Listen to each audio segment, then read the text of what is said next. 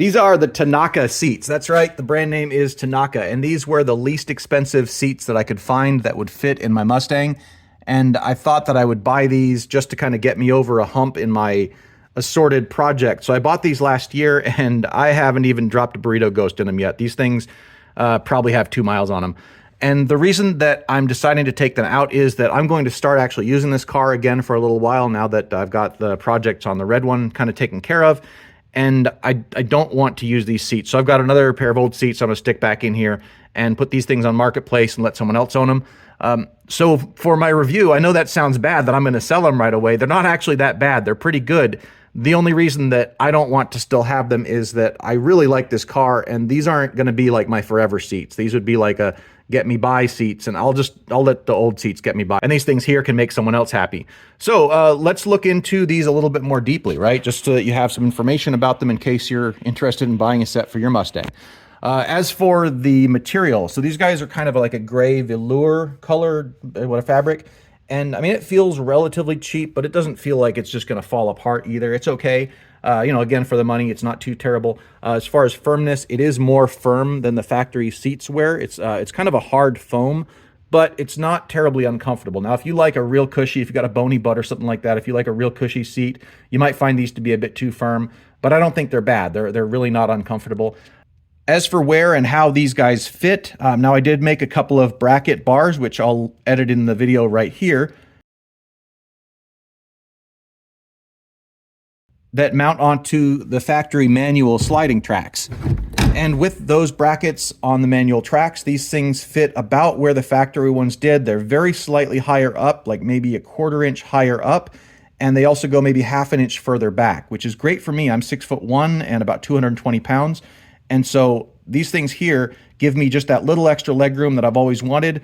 They sit me up a little bit higher, but since I'm not super tall, I still have a bit of headroom available. They're not too bad in that. They actually are a better seating position, I think, than the stock ones were. And in addition to that, of course, they still can slide forward for someone who's not quite as tall. Now, if you're real tall, if you're like over 6'1", if you're 6'4" or something, what the heck are you doing in an SN95? I'm sorry, man. This might not be the car for you if you're a big old dude like that. But anyways, you know, for someone who's like 6'1", 6'2", I think these are actually a better fit for your body, for my body anyways, than the factory seats were. Now, in terms of the comfort and the bolstering and stuff like that, they've got these kind of big rises here under your knees, so they support your thigh pretty good. They've got some pretty tall bolsters here and some pretty wide ones here. I imagine over time, this will probably wear out from just climbing in and out all the time. But let's be honest, that happens on the factory seats. That might be while you're looking at replacing seats in the first place, but that's just kind of the reality. You got these nice bolsters to hold you in if you're pulling off those stunt maneuvers, but it also, you know, it's going to have that little wear there. As for how the seat mechanism works, well, you flip it and they flip forward, so you can get access to the back seat if you want to. And they also fold back down. This is going to be a little hard with the phone in my hand. So you can see they fold pretty far back if you need to take a nap.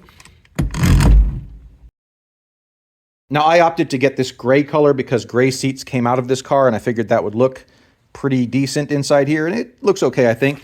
They do have this A logo on them, which I guess is part of the Tanaka branding, like the little A right there.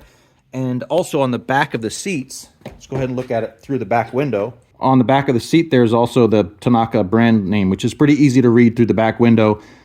If that's something that matters to you, seeing or not seeing a logo. I don't think you have a choice in the matter. The logo is going to be there. So my final thoughts on them. For the money, I think they're a good set of seats. I would buy them again for a car that I didn't, you know, really think that I loved, that would just kind of get me back and forth to work and not have rips and shreds and holes and cigarette burns and whatever other kind of stuff in there. I think they're totally okay for that. For a car that you love, if you can scratch up the budget for something a bit better, I think you'll be happier with something that's a little bit more upmarket.